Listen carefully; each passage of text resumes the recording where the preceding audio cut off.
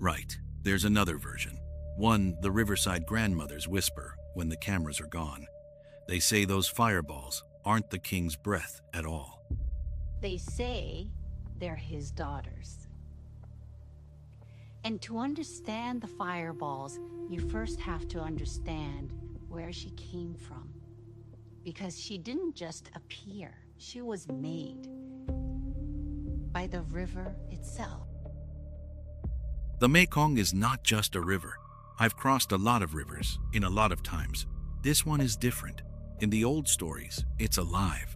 It has a will, a memory, a hunger.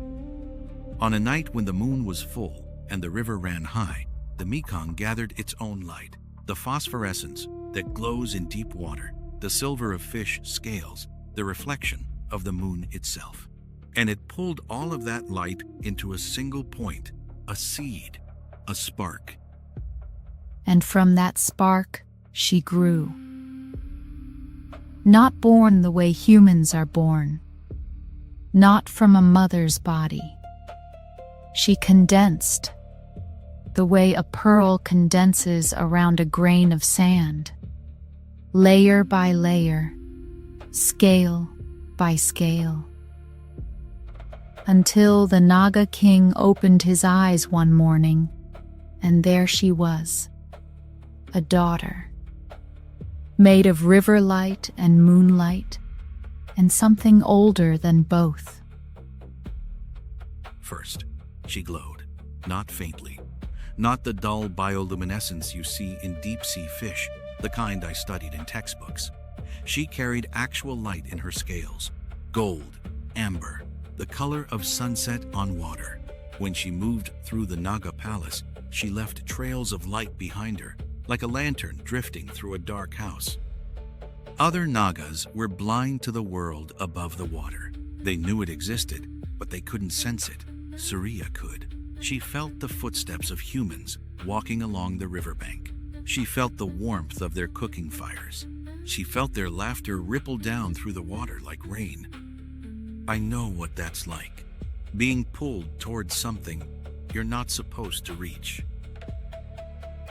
He knew what she was made of, river light and moonlight, and light, by its nature, wants to rise.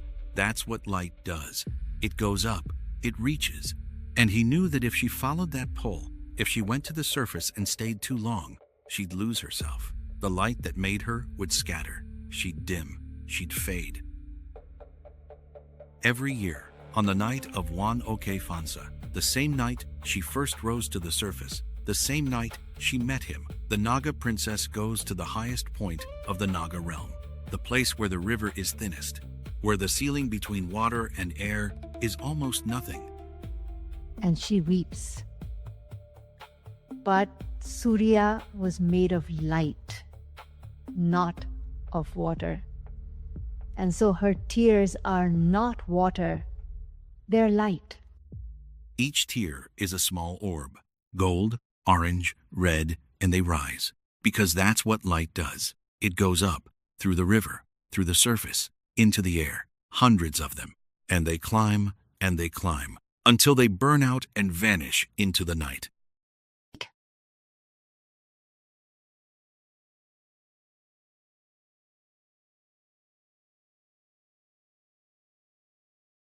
That's what you see on the Mekong every October.